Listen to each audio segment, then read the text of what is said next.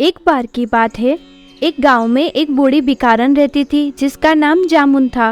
वो पूरे गांव में भीख मांगकर ही अपना पेट भरती थी, पर कुछ दिन से उसके चेहरे पर काले दाने निकल आए थे, जिसकी वजह से वो बहुत परेशान थी।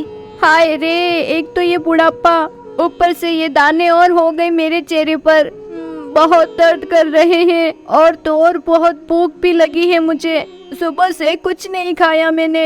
हाँ, सामने एक गांव दिखाई दे रहा है, वहाँ से जरूर मुझे कुछ खाने को मिल जाएगा। आज वहीं जाकर भीख मांगती हूँ। जामुन उस गांव में जाकर भीख मांगने लगती है। बेटा कुछ खाने को दे दो, कई दिन से कुछ नहीं खाया मैंने, बहुत भूखी हूँ मैं। दूर दूर है बुढ़िया मुझसे। अरे गांव वालों देखो, हमारे गांव में किसी अजीब सी बुढ़िया घुस आई है। अरे जल्दी आओ। रामपाल का शोर सुनकर सभी गांव वाले अपने अपने घर से बाहर आ जाते हैं। अरे ये भिखारिन कम बीमार ज्यादा लगती है, कहीं ये जानबूझकर हमारे गांव में बीमारी फैलाने तो नहीं आई? हाँ भाई, तुमने सही कहा, ये बीमारी ही फैलाने आई होगी जरूर। हे बुढ़िया, खुद जाएगी यहाँ से या हम तुझे धक्का देकर यहाँ से भगाएं? आप सब जैसा बोल रहे हो वैसा कुछ भी नहीं है। मेरी इस बीमारी से किसी को कोई नुकसान नहीं होगा। अरे मैं तो भीख मांगते मांगते यहाँ चली आई थी, बहुत भूखी हूँ, कई दिनों से कुछ नहीं खाया मैंने। मैं तो बस खाने को कुछ मांगने आई थी यहाँ। खाने को 2 रोटी दे दो, फिर मैं खुद यहाँ से चली जाऊंगी। बहुत भूख लगी है बेटा। ऐसे तो नहीं जाएगी ये, इसे तो भगाना ही पड़ेगा यहाँ से। भाइयों, मारो इस बुढ़िया को, जल्दी भगाओ यहाँ से, बीमारी फैलते टाइम नहीं लगता। जामुन की बात कोई नहीं सुनता। गांव के सभी लोग उस भिखारन को पत्थर से मारने लगते हैं। पत्थर की मार लगने से भिखारन खूनम खून हो जाती है और अपनी जान बचाकर वहां से भाग जाती है और एक पेड़ के पास जाकर छुप जाती है। नहीं छोड़ूंगी किसी को, मार डालूंगी सबको। अरे इसमें मेरी क्या गलती थी? मेरी तो बस यही गलती थी ना कि मैं एक गरीब हूँ, लाचार और भूखी हूँ। एक रोटी मुझ जैसी बुढ़िया को खिला लेते तो क्या जाता इन लोगों का। भिखारन अपने आप से ही बड़बड़ा रही थी कि तभी चुपके से वहाँ रहने वाले एक पति पत्नी वहाँ आ जाते हैं और भिखारन से धीमी आवाज में बोलते हैं, दादी, हम तुम्हारे लिए खाना लाए हैं, तुम इसे खा लो और किसी से कुछ न कहना कि हमने तुम्हें ये खाना दिया है। गाँव वालों ने तुम्हें बहुत मारा, हमें ये बिल्कुल भी अच्छा नहीं लगा, पर हम तुम्हें बचाने के लिए कुछ भी नहीं कर सकते थे। पर हाँ, हम तुम्हें खाना जरूर खिला सकते हैं। काकी, अब हमें यहाँ से चलना चाहिए, किसी ने हमें यहाँ देख लिया तो बहुत बड़ी मुसीबत हो जाएगी। सुधा और राघव भिखारन को इतना कहकर वहाँ से चले जाते हैं और वहाँ भिखारन अपने जख्म देखते देखते वो रोटी खा लेती है।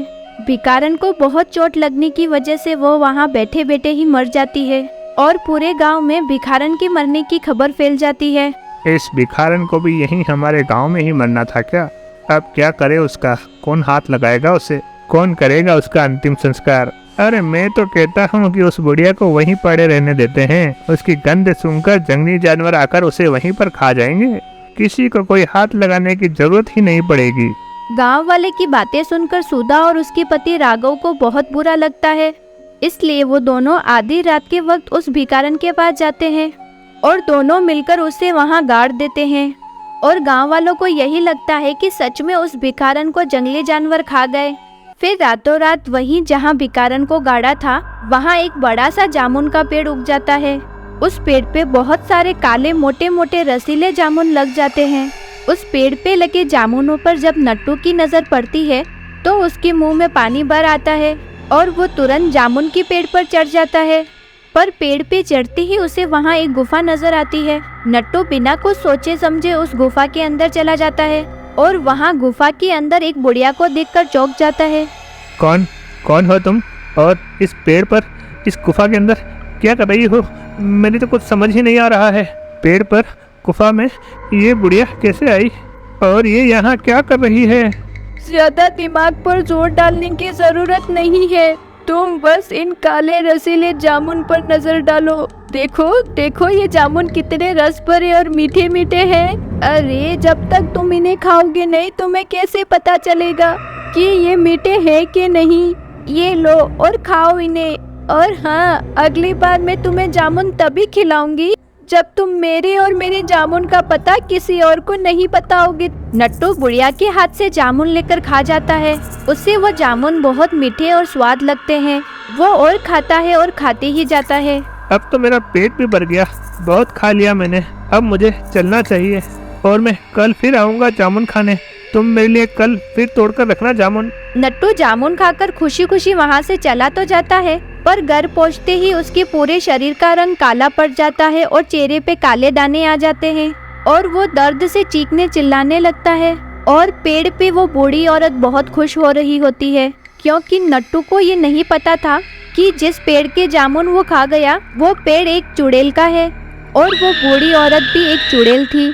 नट्टू के वहाँ से जाते ही वो बूढ़ी औरत एक चुड़ैल में बदल जाती है।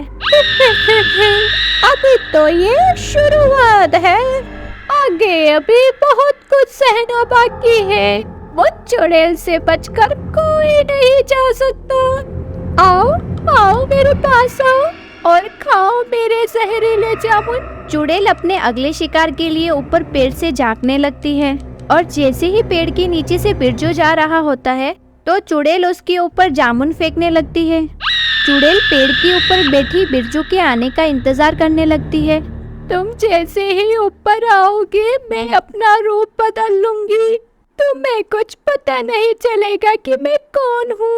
और ये मेरे जहरीले जामुन मीठे नहीं दर्द भरे हैं। आखिरकार मैं इस पेड़ पर चढ़ ही गया, पर मुझे लगता है इस पेड़ पर कोई रहता है। कुछ घर जैसा दिख रहा है मुझे और वहाँ कोई बुजुर्ग औरत भी बैठी दिख रही है। सुनो, कौन हो तुम और इस पेड़ पर क्यों रह रही हो? मेरी मर्जी में कहीं भी रहूं। वैसे मुझे जमीन की छांव से ज्यादा ऊपर पेड़ की छांव ज्यादा अच्छी लगी, इसलिए मैं पेड़ पर बस गई। यहीं रहती हूँ मैं और ये जामुन खाकर अपना पेट भर लेती हूँ। लो बेटा, तुम भी खाओ जामुन, ये बहुत मीठे हैं। तुम्हें तोड़ने की भी जरूरत नहीं, मैंने पहले से ही तोड़ के रखे हैं। बिरजू ढेर सारे जामुन खाता है और थोड़े अपने गमछे में भी बांध लेता है अपनी पत्नी और बच्चों के लिए। फिर चुड़ैल बिरजू को भी मना कर देती है कि उसके बारे में वो किसी को ना बताए। घर पहुंचते ही बिरजू अपनी पत्नी और बच्चों को वो जामुन खिलाता है। तभी अचानक सबके शरीर का रंग काला पड़ने लगता है और चेहरे पे फोड़े निकलने लगते हैं। अजी अजी, ये क्या हुआ? अचानक मेरे शरीर का रंग काला और चेहरे पे फोड़े कैसे निकल आए? ये तो आपके और बच्चों के शरीर पे भी निकल आए। मेरी तो कुछ समझ में ही नहीं आ रहा, हम सबके शरीर पर फोड़े कैसे निकल आए? ये सब क्या हो रहा है? हमें चलना होगा वैद्य जी के पास, मुझे तो बहुत खुजली हो रही है। बिरजू और उसका परिवार वैद्य जी के पास पहुंचता है तो वैद्य जी उन्हें हाथ लगाने से मना कर देते हैं। छी छी छी, दूर रहो मुझसे। तुम्हें पता नहीं कि मैं ऐसी बीमारी ठीक नहीं करता, इसे हाथ लगाऊंगा तो मुझे भी ये बीमारी लग जाएगी। वैद्य जी रहम करो, मेरे बच्चे और पत्नी को आप ही ठीक कर सकते हो। हमें कोई अच्छी सी दवा दे दीजिए जिसे खाकर हम ठीक हो जाएं।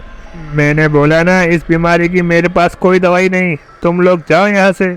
जाते वक्त बिरजू और उसके परिवार को सब घूर घूर के देखने लगे और बातें बनाने लगे, पर किसी की हिम्मत नहीं हुई कि उनके पास जाए और उनकी हालत के बारे में पूछे। जामुन वाली चुड़ैल ने एक एक करके सभी गांव वालों को अपने जहरीले जामुन खिला दिए और वहां गांव के लोग उसे बीमारी समझने लगे। मुझे तो लगता है ये बीमारी एक दूसरे को छूने से हो रही है, पर मुझे ये समझ नहीं आ रहा है कि हमारे गांव में ये बीमारी आई कहां से। तभी चुड़ैल अपना रूप बदलकर अपने सर पर जामुन से भरा टोकरा लेकर आ जाती है और जोर जोर से हंसने लगती है। कितना सुकून मिल रहा है तुम लोगों को इस हालत में देखकर। बताओ बताओ, अब कैसा महसूस हो रहा है तुम सबको? तभी वहाँ खड़े सभी लोग एक एक करके यही बोलते हैं कि उसने ही सभी को जामुन खिलाए थे। तभी उन सब गांव वालों को समझ आ जाता है कि ये सब इस बूढ़ी औरत की चाल थी और उसने ही इन सब का ये हाल किया है। लेकिन गांव वालों के कुछ बोलने से पहले ही वो बूढ़ी औरत एक चुड़ैल में बदल जाती है। अब समझ आया मैं ऐसा क्यों बोल रही थी। एक दिन तुम सबने मुझे एक रोटी के लिए तड़पाया और पत्थरों से बहुत मारा और तुम लोगों से जान बचाकर मैं भाग गई, पर मरने से पहले एक भले पति पत्नी ने मुझे खाना खिलाया, मेरी तकलीफ को समझा। पर सुबह की किरण मेरे नसीब में नहीं थी क्योंकि मैं मर चुकी थी। हम सबको अपनी गलती का एहसास हो गया, इसलिए हम सब तुमसे माफी मांगते हैं और हम सब तुमसे ये वादा करते हैं कि कभी भी कोई भूखा हमारे दरवाजे पे आएगा वो भूखा नहीं जाएगा। गांव वालों की ऐसी बातें सुन चुड़ैल का दिल पिघल जाता है और वो उन सभी को माफ कर देती है। और उन्हें उस बीमारी से छुटकारा दिलाने का तोड़ भी बता देती है। उसके बाद गांव के सभी लोग बिल्कुल पहले जैसे हो जाते हैं।